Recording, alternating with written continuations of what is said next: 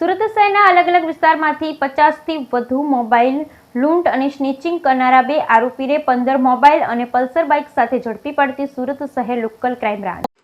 સુરત શહેરના અલગ અલગ વિસ્તારમાં 50થી વધુ મોબાઈલ ફોનની લૂંટ સ્નેચિંગ કરનારા 2 આરોપીને 15 મોબાઈલ ફોન તથા પલ્સર મોટરસાયકલ સાથે ઝડપી પાડતી સુરત શહેર ક્રાઇમ બ્રાન્ચ।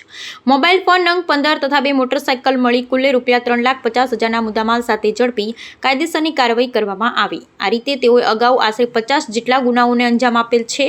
હાલમાં મળી આવેલ મોબાઈલ ફોન અંગે પૂછપરછ કરતા તેઓએ આ mobile phone modern town Shyamdham ચોકડી પાસેથી નાના વરાછા સરથાણા અમેઝિંગ સ્ટારની સામે મહાવીર ચોક પાસે ભવાની સર્કલ વરાછા પૂણાગામ સરિતા સોસાયટીના નાકેથી કાપોદ્રા લક્ષ્મીનગર પાસેથી વરાછા મુક્તિધામ અર્ચના સ્કૂલ પાસેથી Amba Talavdi Phulpada road Amroli Chhapra Bhatha road Sarthana BRTS road Hathi Mandir Singanpur સીમાડા 4 રસ્તા પાસેથી લૂંટી સ્નેચિંગ કરેલું હોવાનું જણાવેલ છે।